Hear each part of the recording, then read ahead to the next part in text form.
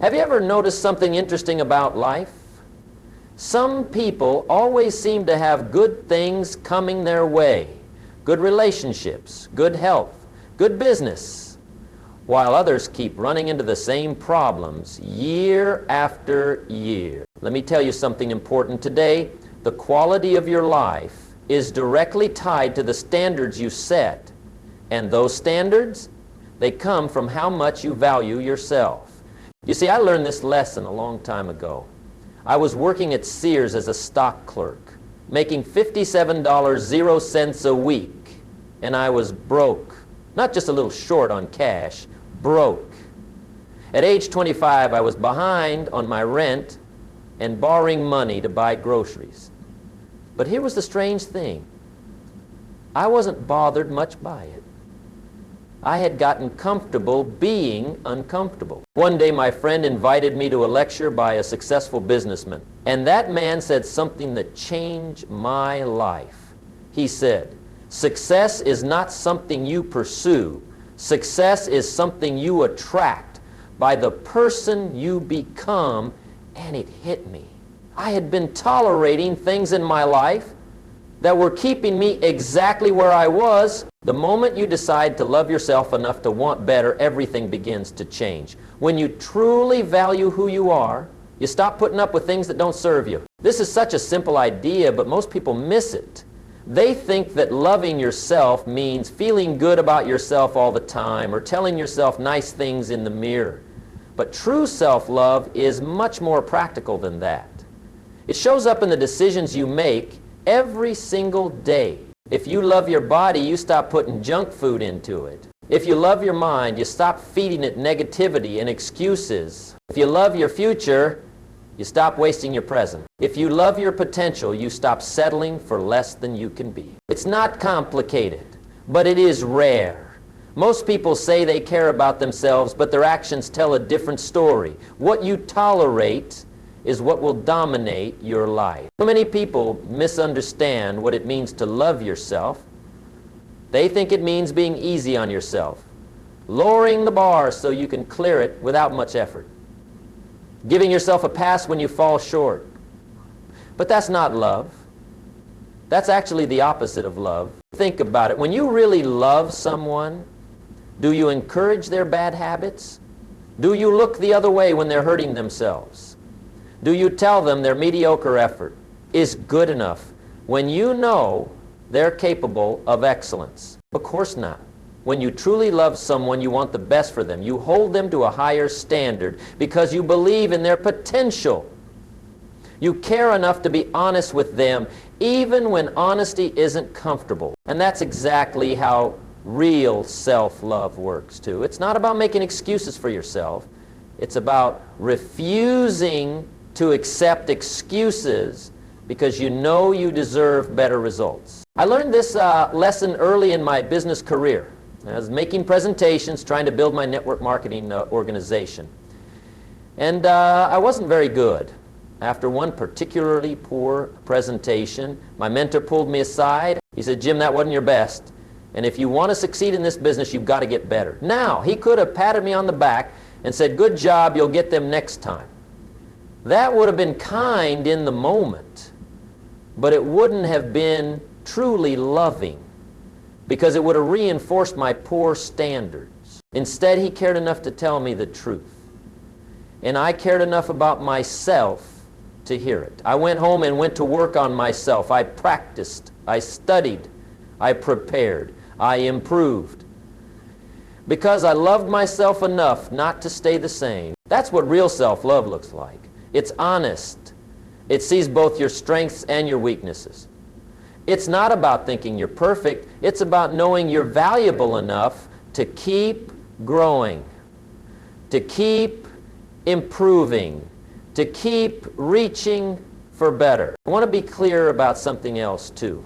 When I talk about loving yourself, I'm not talking about being selfish or thinking you're better than everybody else. That's not love. That's ego. And ego will take you down faster than anything. Look around at your life right now. Everything you see is a reflection of what you've been willing to accept. Your health, your relationships, your finances, your happiness. All of it shows the level of standards you've set. Most people think their life is happening to them. But the truth is, your life is responding to you. It's responding to the standards you've communicated. The world takes its cues from you. When you demonstrate through your actions that you value yourself, other people notice and they respond accordingly. I've seen this play out thousands of times over the years. The person who allows people to waste their time ends up with a calendar full of meaningless activities. The person who tolerates disrespect in relationships keeps attracting people who disrespect them. The person who accepts poor health habits ends up with poor health. It's not luck, it's not chance, it's cause and effect. Is it magic? No. It's simply what happens when you raise the bar. Let me tell you about one of my students years ago. She came to my seminar feeling stuck in every area of her life. Bad job, bad relationship, bad finances, bad attitude. After our weekend together, she realized something profound. She had been tolerating everything that was making her miserable. She went home and made a list of everything in her life that wasn't up to standard. And then, one by one, she started addressing them. She had some difficult conversations. She made some difficult decisions. She changed some daily habits that weren't serving her. 6 months later, I hardly recognized her when she came back, not just because she looked healthier and happier, but because she carried herself differently. Her standards had changed, and her life had changed as a result. So what are you putting up with right now that you know in your heart isn't good enough? What have you been tolerating that's keeping you from the life you really want? Maybe it's a job that drains your energy and creativity. Maybe it's relationships where you give much more than you receive. Maybe it's financial habits that keep you worried about money. Maybe it's health choices that you know are slowly damaging your body. Whatever it is, I want you to know something. You don't have to keep accepting it. You can draw a line in the sand today and say, no more. I deserve better than this. These choices can feel uncomfortable, even painful, but they're acts of self-love nonetheless. I remember talking to a gentleman who had built a successful business, but he was working 80 hours a week and hadn't taken a vacation in years. His health was suffering, his family was suffering, but he kept pushing, TPD-non, because he thought that's what success required. I asked him, if someone you loved was being worked this hard, would you think that was okay? He immediately said no. Then I asked, so why is it okay for you? That question stopped him in his tracks. He had never considered that working himself to exhaustion might actually be a form of self-disrespect. He was achieving success in one area by tolerating failure in others. And it was catching up to him. Over the next year, he completely restructured his business. He put systems in place that allowed him to work less while the business continued to thrive. He started prioritizing his health and his family, and something interesting happened. His business actually grew more during that year than it had in the previous 3. Why? Because when you stop tolerating things that drain your energy, you have more energy to put toward things that matter. When you stop accepting relationships that take without giving, you have more to give to relationships that matter. When you stop settling for less than your best work, your work reaches new levels. Let's get practical now and talk about some specific areas where your standards make all the difference. Let's start with your personal growth. Most people have incredibly low standards here. They think learning stops when school ends. They haven't read a book since high school. They haven't learned a new skill in decades. And they wonder why their value in the marketplace. When you love yourself, you invest in yourself. You know that your mind is your most valuable asset, and you treat it accordingly. You feed it good information. You challenge it with new ideas. You stretch it with new skills. I've always said work harder on yourself than you do on your job. Because if you work hard on your job, you can make a living. But if you work hard on yourself, you can make a fortune. What about your relationships? This is where I see people tolerate the most pain. They stay in dead-end relationships. They let family members treat them poorly. They hang around people who bring them down instead of lift them up. Listen to me carefully. You cannot have a life you love while spending time with people you don't. Who you spend time with is who you become. If you're surrounded by complainers, you'll become a complainer. If you're surrounded by dream stealers, they'll steal your dreams too. When you value yourself properly, you become very selective about who gets your time and energy. You look for people who appreciate you, challenge you, support you, and inspire you. And you let go of those who don't, even when it's difficult. One of the hardest lessons I ever learned was that not everyone who starts the journey with you will finish it with you. And that's okay. People come into your life for a reason, a season, or a lifetime. Understanding which is which saves you a lot of unnecessary pain. Now let's talk about your financial life. Money is just a symbol, but it's a symbol that reveals a lot about your standards. Do you tolerate debt? Do you tolerate spending more than you earn? Do you tolerate working for less than you're worth? I've met so many people who complain about money problems while simultaneously making choices that guarantee those problems will continue. They buy things they don't need with money they don't have to impress people they don't even like. When you respect yourself financially, you make different choices. You live below your means. You save first and spend second. You invest in assets that grow in value instead of liabilities that decrease in value. You seek ways to provide more value so you can earn more. I learned this lesson the hard way. In my early days, I thought the answer to financial problems was to make more money. But I quickly discovered that more money just leads to bigger problems if your financial philosophy doesn't change. It wasn't until I started respecting myself enough to manage money properly that my financial situation improved. I stopped trying to look successful and started focusing on being successful, and that made all the difference. What about your physical health? This is an area where our standards are often on public display. You can tell a lot about what someone thinks of themselves by looking at how they treat their body. Do you tolerate poor eating habits? Do you tolerate a sedentary lifestyle? Do you tolerate lack of sleep? Do you tolerate excessive stress? I'm not talking about having a perfect body or following extreme diets. I'm talking about treating your body with the respect it deserves, moving it regularly, feeding it foods that nourish rather than deplete, giving it adequate rest, managing stress in healthy ways. These aren't complex concepts, but they do require higher standards than most people are willing to set. Now you might be thinking, Jim, this all sounds good, but how exactly do I raise my standards? How do I stop tolerating things that aren't serving me? That's a fair question. And I've found there's a process that works for most people. First, you have to get honest with yourself. Really honest. No sugarcoating, no excuses, no blaming, just the plain, unvarnished truth about where you are and why you're there. Ask yourself, what am I currently accepting in my life that isn't good enough? Where have I been settling for less than I deserve? What situations, relationships, or habits am I tolerating that are holding me back? Write it all down. There's something powerful about seeing it on paper. It makes it real in a way that just thinking about it doesn't. Second, you need to get clear about what you really want instead.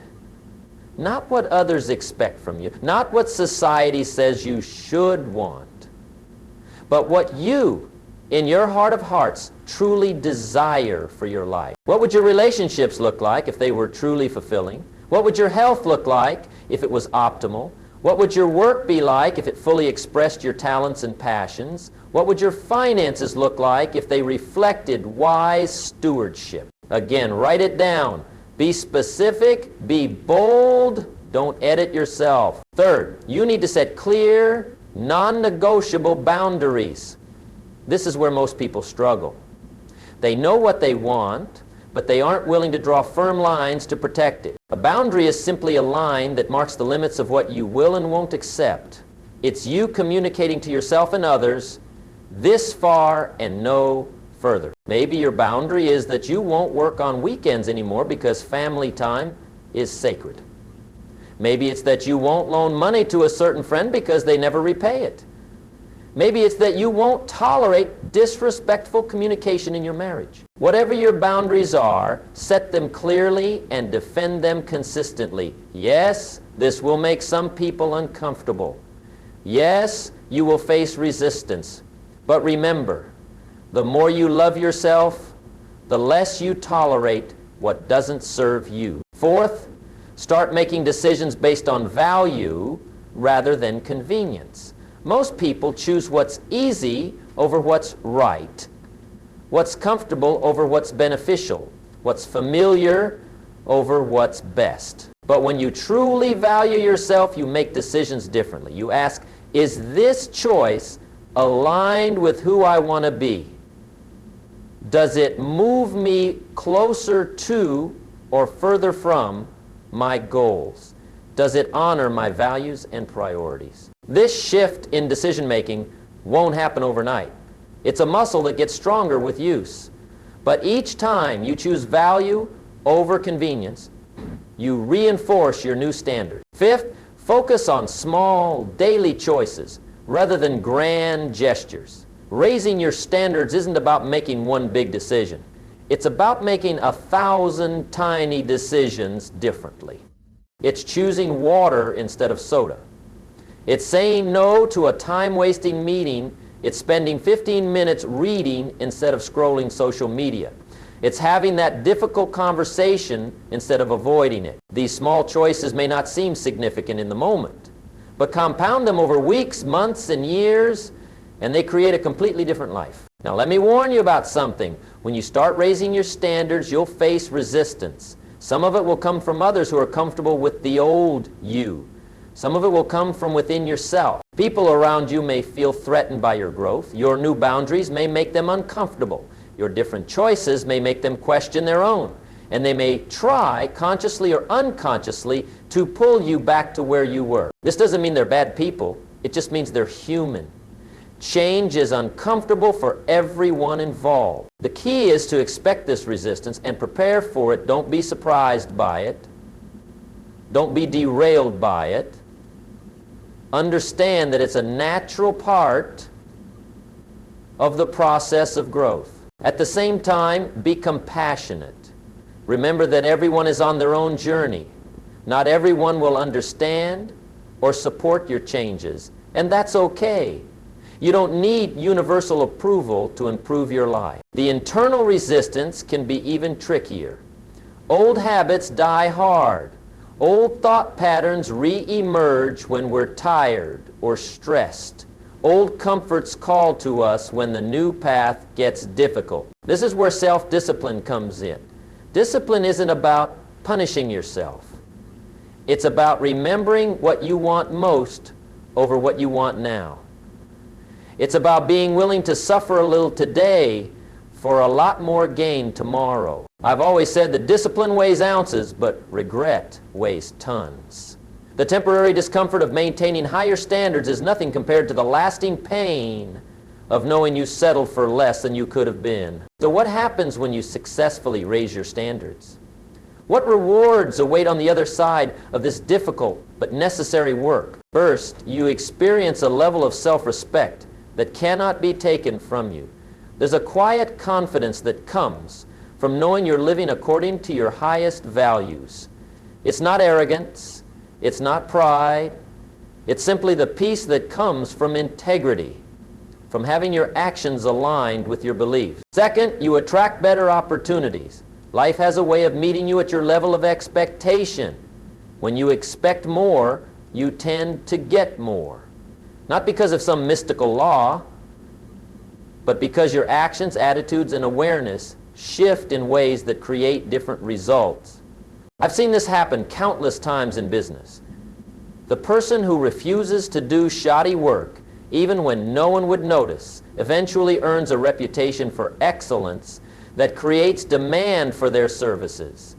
The person who won't cut ethical corners, even when it would be profitable, builds trust that leads to better partnerships and opportunities. Third, you experience the compound effect of excellence. Small improvements consistently applied create exponential results over time. Just as interest compounds in a good investment, so too do the benefits of higher standards compound in a good life. The person who reads just 10 pages a day will read about 18 books in a year. The person who saves just a few dollars a day will accumulate substantial wealth over a lifetime. The person who exercises just 30 minutes daily will transform their health over months. It's not the intensity of the action, but the consistency that creates the result. And higher standards drive that consistency. Fourth, you build what I call an attraction factor. When your standards are high, you naturally attract people and opportunities that match those standards. It's like a magnet. Higher standards create a stronger pull toward better things. The same applies to you as an individual. When you consistently demonstrate higher standards in how you conduct yourself, how you perform your work, how you treat others, word gets around. Opportunities find you that never would have otherwise. Fifth, and this might surprise you, you actually experience more genuine joy. Not the temporary pleasure that comes from getting what you want in the moment, but the lasting satisfaction that comes from becoming who you're capable of being. There's a happiness that comes from convenience and comfort. And there's a deeper happiness that comes from growth and achievement. Most people settle for the first kind because it's easier to obtain. But it's the second kind that really fills your soul. That's the joy of living up to your own standards. It can't be bought. It can't be borrowed. It can only be earned. Let me share another insight about standards that took me years to fully understand. Your standards aren't just about what you do. They're also about why you do it. So let me leave you with this thought. The quality of your life tomorrow is determined by the standards you set for yourself today, not by your circumstances, not by your background, not by your limitations, but by what you decide is acceptable and unacceptable for your one precious life. Love yourself enough to expect more from yourself, from others, from life. You are worth the effort it takes to create exceptional results. You are worth the temporary discomfort of growth. You are worth the courage it takes to stand up for your own well-being. I've observed over the years that most people overestimate what they can accomplish in 1 year and vastly underestimate what they can accomplish in 5 years. The reason is they don't understand the power of standards maintained over time. Consider the average person who decides to make a change. They get excited, they start strong, they see some early progress, then they hit resistance. Things get hard. And because their standards aren't firmly established, they slide back to old patterns. But what about the person who decides not just to do better, but to be better, who makes their standards part of their identity rather than just a temporary goal? They keep going when things get tough. They find solutions when problems arise. They adjust their approach without abandoning their destination. And 5 years later, their life is unrecognizable in the best possible way. This journey of raising your standards isn't always comfortable. But comfort has never been the path to greatness. Comfort is what you enjoy after you've earned it through growth. I like to think about the gardener who plants an oak tree. In the first year, that little sapling doesn't give much back. No shade, no impressive presence, just vulnerability and need for care. Many would look at it and wonder if it's worth the effort. But the wise gardener loves that sapling enough to protect it, to water it, to stake it against the wind, not for what it is today, but for what it will become tomorrow. And decades later, that same gardener sits in the magnificent shade of a towering oak, enjoying the fruits of standards maintained. Your life is that oak tree in the making. Every standard you set, every boundary you maintain, every difficult choice you make in favor of your best self, it's all an investment in who you're becoming. And here's the beautiful part. Unlike the gardener who must wait decades, you'll start seeing the benefits of your higher standards much sooner. Each small victory builds confidence. Each challenge overcome builds capability.